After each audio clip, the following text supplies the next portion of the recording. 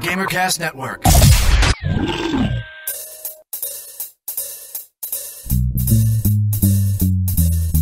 Hey.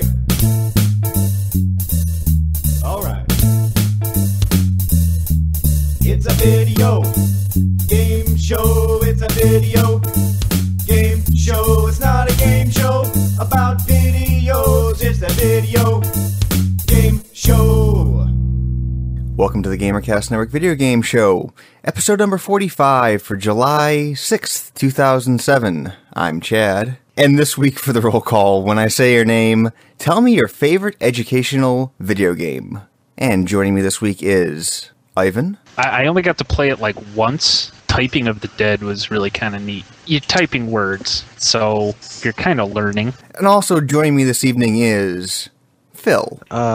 Trauma Center teaches you that you have to use the antiseptic spray and the gel and the goo before you put the bandages on. Dude, it also teaches you that one piece of gauze heals the wound completely. There you go. And up next on the list is Keith. My educational game would have to be the welfare office game that Bob found, where they teach you how to store chicken and that in a fridge and not leave it in a shelf.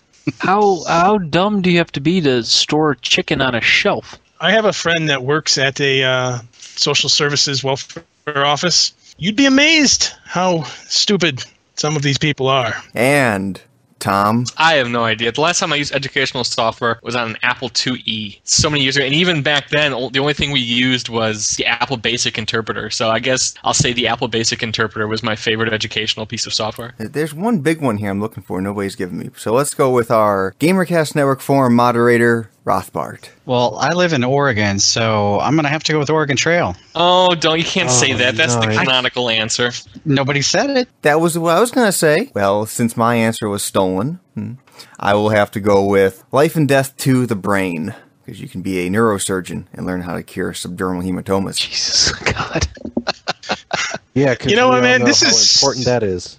This is scary that these games are trying to teach you how to heal these things. You have some kid fall down the stairs and trying to start a trach on them with a pen or something. And they need the expansion, medical malpractice lawsuit, where you get to learn the legal profession. Now you learn how to get your ass sued. And in GamerCast Network community news, go check out Podtacular, episode number 118, where they talk about the games they're playing while waiting for the September release of Halo 3. Also, go check out Uncle Gamer Radio, episode number 38, where among talking about the week's news, they also talk a little bit about Rock Band for the Xbox 360. Be sure to be on the lookout for E3 coverage by Gamertag Radio this week at gamertagradio.com. And one last quick reminder about the Video Game Show PC Game Giveaway. We're giving the best audio question 3 PC sci-fi strategy games. You can either send us this question via Skype at Video Game Show or by phone at 320-300-GAME. That is a standard long-distance call and all normal fees apply. Check out the Video Game Show website at videogameshow.org for all the details. And finally, on the Video Game Show website, we're starting up a community blog. We're serving up reviews, rants, raves, and opinion pieces from the members of the Video Game Show and GamerCast Network forums. Stop by, read some of the stories written by our own community members like Duff, Brimstone, and Fairs to the Lee. Or write your own story. All the links and information can be found on the Video Game Show website at videogameshow.org. Next topic. I happened to be over at sarcasticgamer.com. They had an editorial over there by some guy named Sean. And to paraphrase the editorial real quick, Sean was basically saying studios need to stop griping about their review scores. He was in reference to Mitch's podcast interview, I think on PC Gamer or OXM podcast. So Mitch, the studio manager of Fastest Studio, was taking issue with a lot of the reviews for Shadowrun. I think this Sean missed the point completely over there at sarcasticgamer.com. What was written there, I mean, it's no surprise. You guys know that I wrote that. It was not based on experience at all, and it was not based solely on his comment. I'm getting a little fed up with developers. You look at the guy that's doing Too Human, griping about previews and E3 showings ruining the prospects of his game. I don't care. Show me, and if I like it, it hooks me, I play it. And if not, I'm not going to work to do it. As far as bad pre-release press goes, I feel more bad now for the industry. And I'll compare this to the movie industry. So in the video game industry, we have budgets now that are at the level of big-time movies. Big-time movies, they control their pre-release very closely. I mean, people generally don't see the movie until the day it premieres. Whereas in the video games, we have these pre-release demos, and we have these conferences that the movie industry doesn't have, that has to showcase products 2 years before they actually hit the shelves. So now, suddenly, based on something that might get thrown away, you could generate all of this pre-release bad press, which is what happened to Shadowrun and their early art. That was throwaway to begin with. I just wanted to gripe, because Sean, you used Mitch as an example in the editorial, and I just felt that what Mitch was really talking about something else. He was really talking about how no one was focusing on gameplay in their reviews. Everyone seemed to be focused on all this ancillary items around Shadowrun, which the big one is price, but also Games for Windows Live and the Shadowrun RPG IP. Next topic.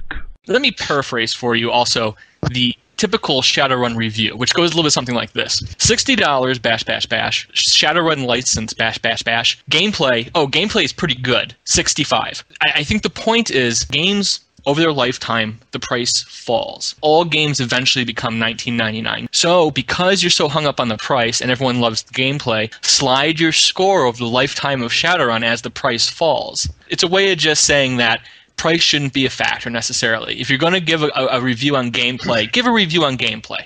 Now, I have to agree with you on that. But also, I think that a lot of people that put out the reviews and that, I honestly think that they just look to see what other people did and then do something similar. I remember people telling me, they played the game for 5 minutes to a half an hour and then wrote a 2-page review on it. It's like, well, how much do you know about the game? But the other thing is $60 is the norm now. I mean, there's going to be lots of stupid games for $60, but that's what the price is now. You're right. $60 on the 360. Well, they're going to be facing competition.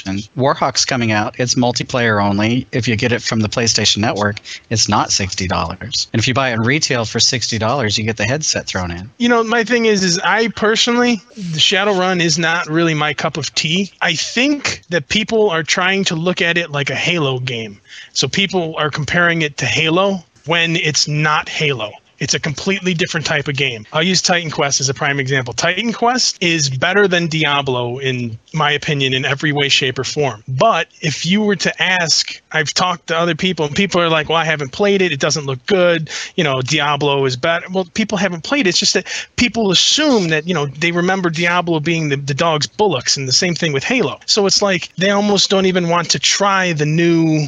You know what I mean? It's like it's getting shot down before it's even given a chance. Yeah, why experiment with something you don't know when you have this nice thing over here and can play well? And wow, that relates so well to hardware, too. Yeah, exactly. It does. And that's the same thing. People just tend to like to bash things. You guys had a good article over at the Sarcastic Gamer with the Sony getting bashed. And is it just that people like to bash Sony? And I agree. Yes, it kind of is that way, because there are people that tend to like Microsoft and haven't even played a PlayStation, and they will be the first people to tell you how much the PlayStation sucks. Well, who decided that $60 equals single player plus multiplayer? How come people aren't complaining about Oblivion being $60 because there's no multiplayer? Well, yeah, this goes back to, I've said that multiplayer is a legitimate game genre. Yeah, that's pretty much what Counter-Strike is, isn't it? I know personally, like with Vegas, I only played Vegas to learn the gameplay and to mess around with the weapons. And then the rest I played online. Absolutely. If it's a strong enough multiplayer experience, then what difference does it make if there's... It's the same thing as having a really good single-player experience and then having multiplayer. How many reviews have you read saying, oh, the game is great, the first single-player experience is amazing, but the multiplayer feels tacked on? The darkness? Right. So what's the difference between that and having a all-multiplayer game and not bothering to tack on any single player? I've played Shadowrun, and we played it last night way too long, meaning I was up until 3 a.m. playing Shadowrun. It is one of the strongest multiplayer experiences with all of the different elements, and yeah, it's kind of like Halo in that you're running around all frantically, but it's a lot deeper than a lot of regular first-person shooter games. I wonder how much of this is because for console play, PC players, we're used to this. I mean, we've had multiplayer-only games now for many, many years. Right. But that hasn't necessarily been the case in the world of consoles. So I just wonder how much of this is just the shock of a new experience or a new game type that maybe some people haven't thought about. Actually, I remember when the first multiplayer-only game came out, which was Tribes, and everyone complained to high hell that there was no real single player. All the single player was just bots. And I remember lots of complaints in the community about Tribes. Right. But how many people complained about Unreal Tournament and the fact that there wasn't any real single player? Yeah, the genre got established in the PC game. Who's drinking a scotch on the rocks? Sorry. He has to numb himself for the podcast. No, dude, I can still feel. Next topic. I'm waiting for Rock Band. I think that's going to be a huge train wreck. Why do you think Rock Band's a big train wreck? Well, if I could think of any other company that could hose up downloadable content, the value for what you're getting, it'd be EA. They charge for Madden preview videos. I mean, I can't wait to see what these songs are going to cost and what commercial MTV bands are going to be pimped out to us. But again, people are buying it. And I'm against it just as much as the next guy. Why give someone the cow for free when they're willing to pay for it? That's true. If I had a bottle of milk and you said, I'll give you $5 for that bottle of milk, even if I was willing to give it to you for free, I'd be like, okay, yeah, $5, here's the milk. From a lot of the conversations that I hear, this downloadable content stuff is not set in stone. I mean, how things are now isn't necessarily how they're going to be a year or 2 years from now, because there's a lot of experimentation going on, and a lot of this stuff like ads and achievements is experimental. It very well might fail, and EA might not do it again. I tend to think that, honestly, the impression that I get is that we follow this stuff a lot closer than a lot of these marketing people and these publishing companies follow this stuff. And they look at it like, they're pouring over numbers and they're tweaking things here and there, and they're seeing what the effect is. And then the message I'm trying to send to the gamers out there is, if you feel strongly about this stuff, you can vote with your dollars, and it's effective because they really are paying attention. But Tom, we've been saying this now for over 2 years. Show how you feel with your money, and people out there will still pay for what should be free. And as long as people are doing that, they're going to continue charging for said items. What I want is somebody to come out and do it right, because I think that would speed the whole process up. I don't think it's going to be EA with Rock Band. My next best hope is for a game I'm not even going to buy, and that's SingStar for the PS3. I'm hoping they price their songs reasonably and they're successful, and then all these other companies catch on. I think that would be much quicker than going through generations of failure on plans to see somebody come out and do it right. Next topic. So we have Battlefield 2142. Yes, we do. It has in-game ads. Yes, it does.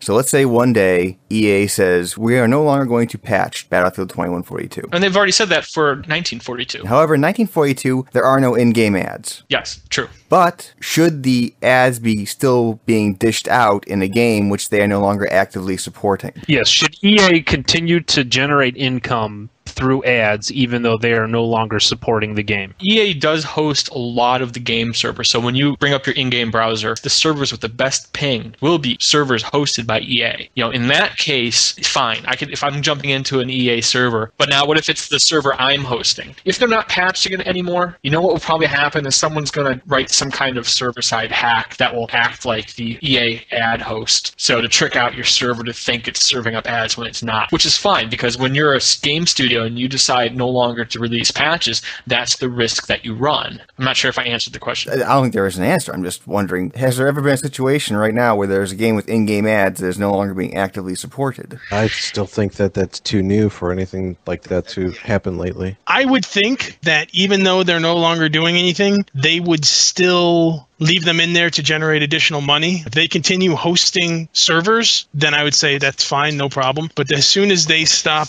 putting any effort or money or any costs whatsoever for it, it would be wrong of them to continue doing that. But I think they would, because they're whores. By the way, on the issue of patching, though, after a while, a studio is going to stop releasing patches for a game. And I don't think that necessarily is a bad thing, especially when you're a studio and the patching takes up resources, takes up a lot of testing resources. It's a big effort to push a patch out to people. The studio that makes the Battlefield games is actually DICE. They might not be large enough where they could be, supporting these old Battlefield games at the same time trying to roll out new patches on 2142. We say EA rolling out patches, but it's really the studio that's rolling out patches. So what do our listeners think about this topic? Should companies that put ads in their games continue to leave the ads on when they decide to stop supporting the game?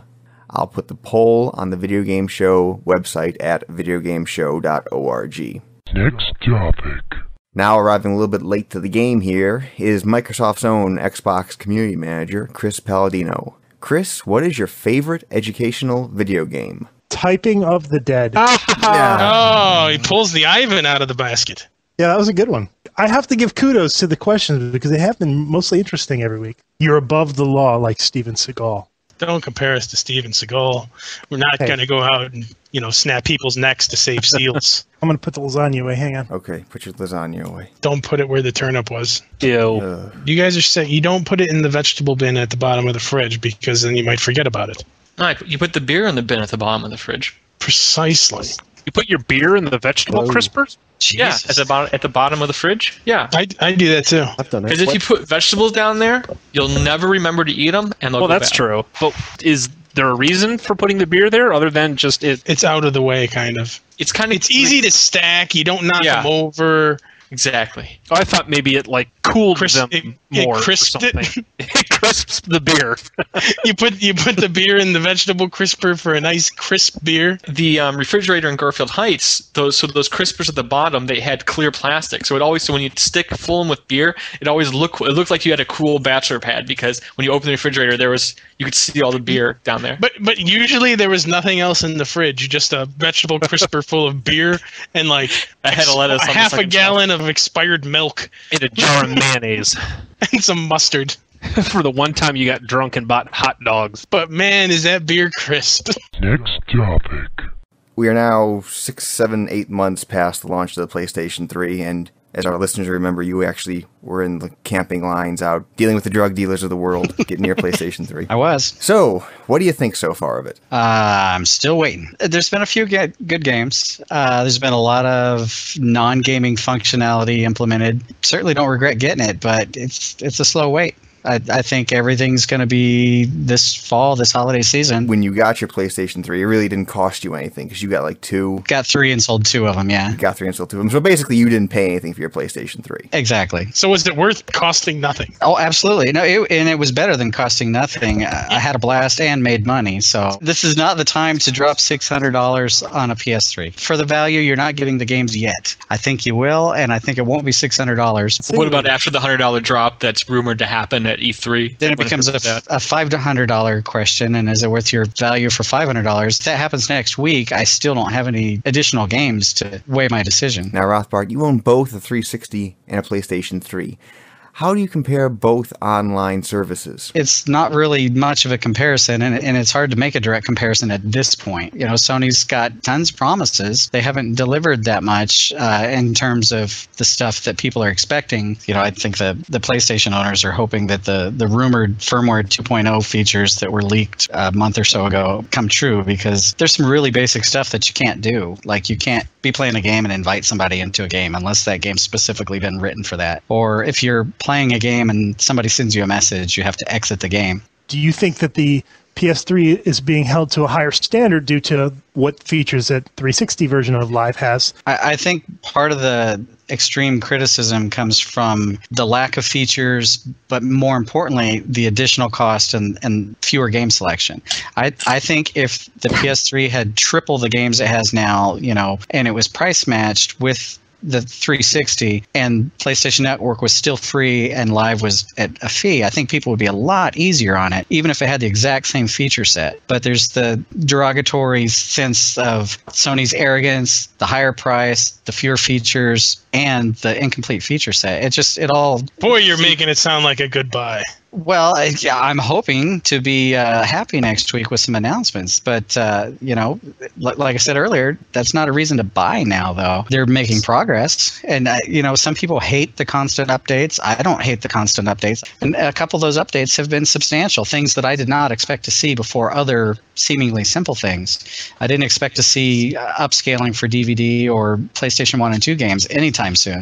I was really surprised that it came out so soon, having not shipped with that functionality. I figured it would have shipped with it, or it would be way off on the horizon. So, Rothbard, give the 7-month evaluation. Give it an A through an F. Okay, so if I'm rating it on value as a gamer today, July 6th, I would give it a flat C, is what I would give it. Now, if Warhawk was on the shelves right now, I would probably bump it to a C+, because I hate to keep bringing it up. It's a blast. And if I look at the games that are a blast on the PS3 right now, I only need one hand, and so adding one makes a big difference. A snowblower accident as a child? I mean, how many fingers do you have out of curiosity? I have 5 hands. Or 5 fingers. 5 hands. Five hands. Shiva. My secret's out. No wonder you never have time to play games. Next topic.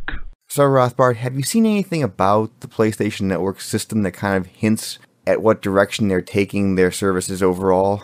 Or what's going to differentiate them from the Xbox Live? They're making the push, for example, for what we would consider full-blown titles as downloadable titles. And I don't think that's anything that we're going to see on the Xbox for quite some time. I just think for their Can online... you explain that? What do you mean by that? Well, like Warhawk, for example, was going to be a single multiplayer full $60 campaign and multiplayer game, and the focus testing said, single player, it's not cutting it. So they focused on multiplayer only. They decided that's going to be a PlayStation Network title. They're also going to have a retail bundle, but so they're pushing a full-blown title as downloadable.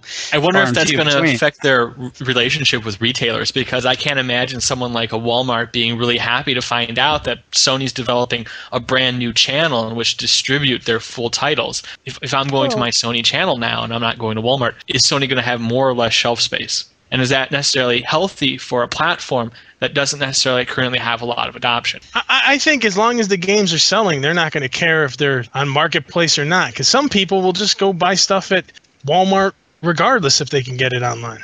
People are still buying CDs. Yeah. Another thing that I've noticed, like going through the Warhawk beta, for example, is I'm really addicted to not having to get up and put a disc in. If they're going to launch this, retail disc... Never underestimate the laziness to the gamer. Exactly. If they're going to release a retail version and a downloadable version, if it turns out that you have to put the disc in for the retail version and you don't for the downloadable version, my decision's made right there. Do you think that they're going to ever charge for their service? And by ever, I mean sort of near-ish future, once they have a competitive feature set compared to the 360? Well, if I had to make a guess, I would say no. Hey, why give the milk for free, which someone could pay for? Well, let me finish my sentence. I think no, because there's going to be an influx of premium content for per charge per, for example, in home. They're going to show you how it works, and if it goes over, everything cool is going to have some charge amount added to it. Now, what I've had a problem with, and I only pick on Microsoft because they're the best example. Before microtransactions happened, I had a mental image of what micro meant. And for me, microtransactions weren't $5 and $10. Microtransactions were like cents or $1 something. If I'm going into home and they're expecting me to pay to buy a new couch or whatever, and I can't imagine myself ever doing this, but I would expect that to be 35 cents liar. or something. You want to buy all the new couches on home. If they try to sell me a couch for $3, then forget it. But if they sell me a couch for $1.50 and it's got Iron Maiden on the back of it, I'm all over it. And I'm hoping they do that, but Bruce Dickinson for the win. Next topic. I got a lot of games I got to catch up on. So You got to get those Vampire Rain achievements. did you see that? 20 minutes, 650 achievement points. If you care about achievement points. Has anyone here tried that Vampire Rain game? I hear it's pretty horrible. I was in Well, Chris Blockbuster has. today, and she tried to give it to me, and I had never heard of it, so I said no. Do not want. I opted to It's- get dirt. Got me Vampire dirt Rain- bust your ass. Dirty. Vampire Rain is Splinter Cell stealth game where you're fighting vampires and it's raining, literally. Sold. Is it raining vampires? Hallelujah, it's rain. No.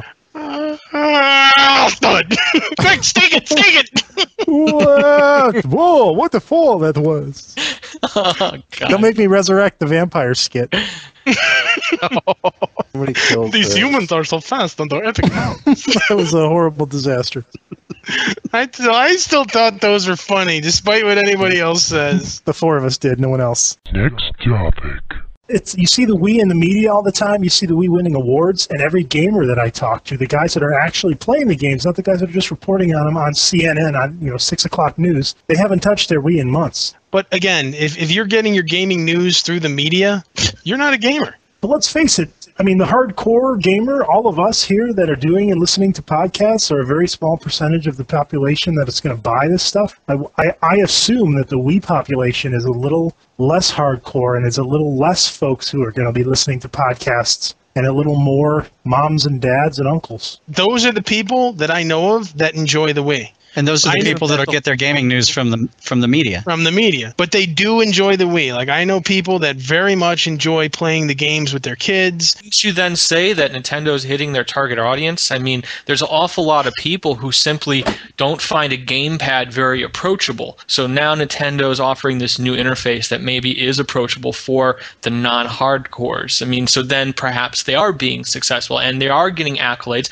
and they're getting accolades from the group that they targeted to begin with. We can get into is there a God type of philosophy, and what really defines success? Is success, are we happy with the games that we're playing, or is success, is it selling like hotcakes to the general public? Whose success are you asking about? That's what I'm asking you. If you're talking Nintendo, it's 10 million sold when they're about to hit it. You know, it's money. It's a business. Well, if Nintendo wants, people to be happy, they want them, of course, buy it, but they also want you to be happy with it because they want you to continue buying software for the platform. I don't know personally that the same family that's going to buy a Wii and enjoy it and play the crap out of Wii Sports is going to go out every single month and purchase a new game. In my opinion, they would buy maybe 1 or 2 a year even. They're happy with their built-in console game, and they use it as a board game, and they're very happy with their $250 purchase. And then if I was Nintendo, I'd be fine with that. That's a legitimate market. I mean, I think your original question was, is there a reality distortion field around media when it comes to the Nintendo Wii? There's 2 parts to that. One, yes, because people do want something new. And it goes back to people who are journalists might have this controller phobia of these games like Xbox and PlayStation are not approachable to them. And the other is they are the target market. And so here's something that's being marketed to them. For a second, Rothbard and I will join forces. We will take He-Man and Skeletor swords and put them together and just say that they did snap together. See, look, we're going old school. There are games on both PlayStation 3 and Xbox that you can play with a button and a stick. Maybe it's a matter of marketing. Maybe that the PlayStation 3 No, and the not at all. Xbox- It's not a matter of marketing. PlayStation and the Xbox are not platforms for casual gaming. Their price point is way too high to begin with. Casual gaming platform is a browser that it's already on my PC. That's a cost I already incurred because I needed one to do office work. $250. Okay, that looks like the market has said that's also an acceptable price point for casual gaming. But no. I do not at all buy that the Xbox and the PlayStations, at where they're priced, no, that is not a platform for casual gaming. Tom, I look at the casual gaming on the Xbox and the PlayStation as I just bought little Timmy an Xbox, but figuring as how I spent $500-600 on this, is there anything for me who can barely speak? Yeah, or like my dad who can't even work the TV remote. Are you saying that specifically the Xbox, saying that that's for a casual gamer? Is that what you're trying to say? That's never going to fly. It really I isn't agree with a you. That platform for casual won't gaming. fly. You look at a place like PopCap, where every single title they sell, I want to say the majority of them are $20. What I question is, $20 for Sudoku, to me, as a hardcore gamer, seems double, maybe even triple what it should be. On the PC, yes. You're selling to an audience that doesn't include us that are sitting on this call. So at $20 a pop versus a console, which PS3 and Xbox 360 both seem to have the idea that a casual game are going to be much less than $20. I mean, $10, $15 maybe. But you have No, it's hardware not, because costs. you're still asking for people to incur an upfront cost that they don't incur with their PC. Because a PC is a cost that we all have to bear, regardless of whether or not we're gamers. So that's a platform we all already have. So $20 there isn't the same as $20 on the Xbox. I actually agree with Tom for once. Uh-oh. You still have to punch him. It's on record. Next topic. Did I miss the Red Ring of Death warranty? I just wanted to clarify. I think I caught a lot of flack for people misinterpreting my comments. My comments were never that they did anything bad by coming out and extending the warranty. My problem was more with the people that were down on their knees bowing, "Oh my God, thank you, Microsoft. That's so awesome of you." And I think it was the least they could have done. I don't think it's praiseworthy to say, "We'll ship it to us, fix it, and ship it back," and then you get nothing for your time without your console. I think you should get something out of it if you're inconvenienced. What they did, I think, was a move to keep themselves from being forced legally to do something. Personally, being a person with, the broken Xbox, I was glad they did it. I also think they should have done it. I don't think they did anything special, but do I want to say I'm inconvenienced, give me something? No. software. How many of you had break though? Just the one. Right. Well, we're how many months into the 360 lifespan, and there's people on the GamerCast forums that are on unit number 5 or 6. I understand that. Just because that's like saying if I go to a hotel and I ordered a room and something falls on my foot that hurts, hey, that's life. I'm not looking for a free handout. I mean, as long as they're fixing the issue and it's not costing me anything, I'm perfectly cool with that. I think people that are saying, give me something for my inconvenience time are just people sitting there with their hands out looking for something. I think one of the issues here is beyond being inconvenienced, you're also losing time on your $50 a year for Xbox Live. You would have to ask to get that renewed or But extended. in a year's time, what is 5 days? Can you get yours shipped in and fixed and returned in 5 days? Dude, I've been waiting for this damn box for a while. I think the point is there are some people out there who this is their only console. This is the only way they game, whereas Right. they don't have other options to do. Those are the Sure ones you do. Go out of the house. There's more to life than playing a video game. I'm sorry that you're inconvenienced. Yes, it sucks. But dude, you can't tell me that because your console is broken, you sat in your room in the fetal position, crying and sucking your thumb for 10 days as you waited for the Xbox. And if you did, you have a bigger problem than the fact that the Xbox was broken. Now, I'll probably get bashed for saying that, but then again, I'm also more of the, just fix the issue and I'm cool with it. So what's your take on the people that say, way to go, Microsoft, that's freaking awesome? Do I think it's freaking awesome? No, I think those people are going a little overboard. Well, and that's where my comment was directed. And I think a lot of people took it as perceived continual Microsoft bashing. But all right, in the sense that you're talking, if someone's had an Xbox broken 5 times or whatever it is,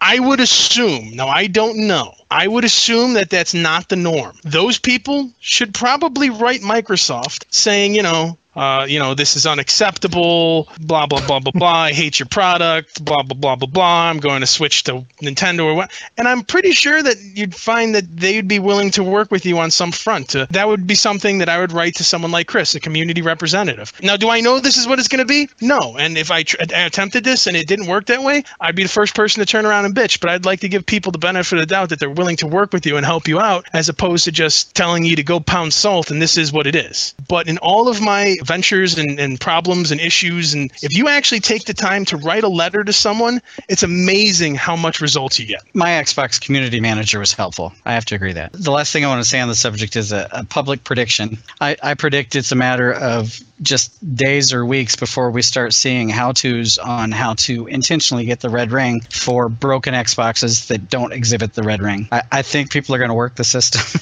And again, that's what I go back to, where I think people are just standing there with their hands out going, gimme, gimme, gimme, gimme. The people that are saying, you're a god, you're a god, you're a god, are fanboys. Those are probably also the people that do nothing but turn around and say how horrible Sony is and have never even played a PlayStation 3. The internet is ripe with opinion. It's a great answer for almost anything.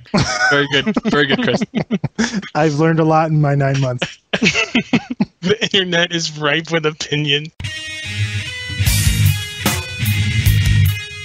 Video Game Show episode number 45 for July 6, 2007. Any Shattered Dream pies or ham sandwiches, throw them out now. Ham sandwich to Rothbart and Chris for joining us. I'll give a ham sandwich to Rothbard because despite all of the perceived Microsoft hate, I think much of what he's saying is just logic and not fanboyism. Yay.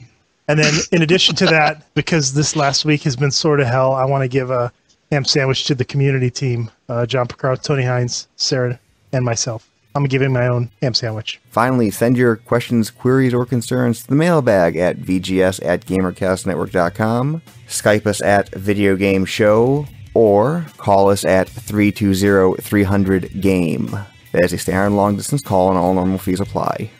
And I guess that's a wrap. Good night, everyone.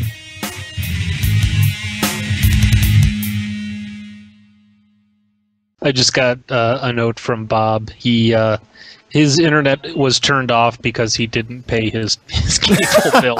Nice. Way to stick it to the man, Bob.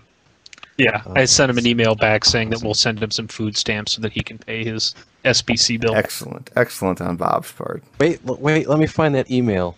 10:30 a.m. Unfortunately, my interwebs didn't magically fix itself during the week, so now I have to call SBC when I get home and do my best to convince them it's not my fault. Yeah, so let me see. His response that he just sent was... It is my fault? Yeah, pretty much. His response is "doe!" exclamation point, exclamation point.